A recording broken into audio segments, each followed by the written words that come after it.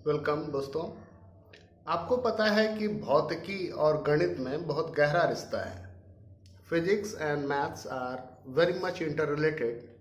और अगर आप भौतिकी को अच्छे से समझना चाहते हैं तो यह आवश्यक है कि आपको आधारभूत गणितीय संकल्पनाओं की समझ होनी चाहिए और उसमें आपको कुछ महत्वपूर्ण ग्राफ कैसे खींचते हैं उसकी भी समझ होनी चाहिए।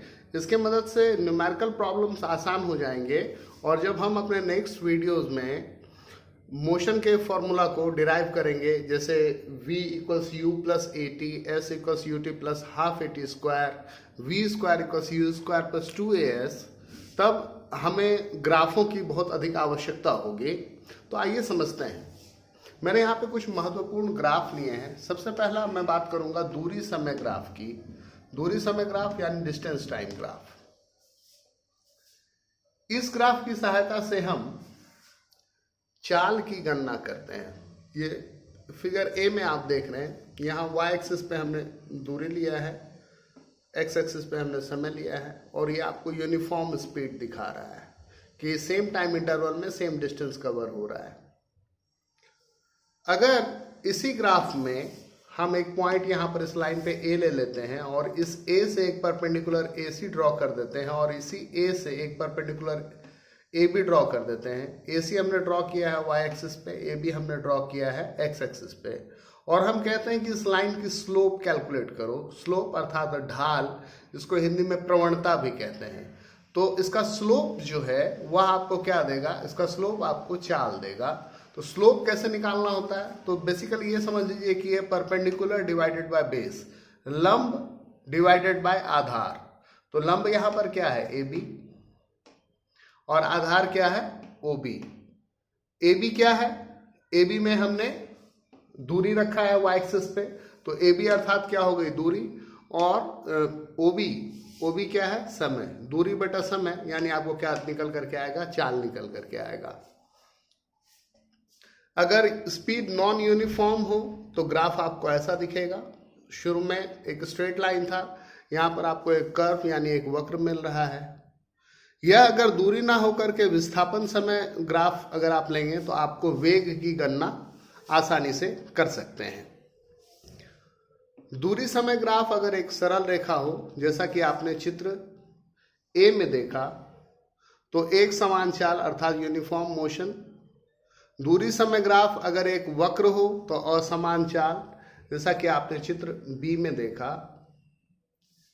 अगर विस्थापन समय ग्राफ से हो, जैसा कि आप यहां देख पा रहे हैं, तो हम उसे वेग की गणना करते हैं। अब हम बात करेंगे चाल समय ग्राफ की। अभी आप पहले क्या देख रहे थे? दूरी समय ग्राफ और विस्थापन समय ग्राफ। अभी आप क्या देख रहे हैं? Speed time graph. ये स्पीड टाइम ग्राफ जो है, इसकी मदद से हम लोग डिस्टेंस को कैलकुलेट करते हैं। ये जो ए बी लाइन है और यहाँ ये बी सी, ए बी और बी सी, यानी ये जो एक आयत बन रहा है ओ ए बी सी, ये बेसिकली आपको दूरी कैलकुलेट करके देगा कि उस ऑब्जेक्ट ने कितना डिस्टेंस कवर किया है। यहाँ पर हम कांस्टेंट स्पीड की बात कर रहे हैं, एक समान चाल की बात कर रहे हैं। और आपने देखा है कि हमने चाल को फिक्स रखा है ओ ए, और ये समय के साथ क्या है कि ए से हम बी पॉइंट पे जा रहे हैं, बी से हमने एक परपेंडिकुलर ड्रॉ किया है बी सी। इस ग्राफ का प्रयोग द्वारा हम क्या निकालते हैं? दूरी निकालते हैं। अगर त्वरण की बात करें तो त्वरण क्या होता है? वेग में परिवर्तन की दर को त्वरण कहते हैं। तो यहाँ पर क्या हो रहा है कि स्पीड है, टाइम है, और स्पीड जो है वो क्या हो रहा है? बढ़ रहा है। तो ये यूनिफॉर्म एक्सेलरेशन, एक समान त्वरण की बात हो रही है। त्वरण का उल्टा होता है मंदन। जब आप ब्रेक मारते हैं तो गाड़ी स्लो होती है, जब एक्सेलरेटर देते हैं तो गाड़ी का स्पीड बढ़ जाता है। तो यहाँ पर आप रिटार्डेशन देख रहे हैं, यानी स्पीड शुरू में था और वो speed with the passage of time, समय के बीतते बीतते क्या हो रहा है? स्पीड घट रहा है और स्पीड घट करके जीरो हो रहा है। तो ये रिटार्डेशन का केस है।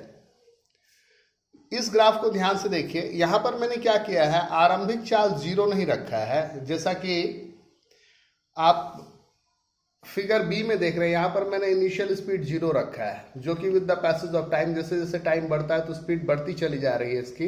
इसमें ऐसा कुछ नहीं है। इसमें आरंभिक चाल भी हमने कुछ रखा है और फिर समय के बीतते बीतते स्पीड बढ़ती चली जा रही है जब आरंभिक चाल शून्य ना हो। तो हमने कुछ महत्वपूर्ण ग्राफों को देखा। इन ग्राफों की मदद से अब हम न्यूमेरिकल्स बना सकते हैं और जो फॉर्मूला हमें डिराइव करना है उसका डेरिवेशन आसान हो जाएगा।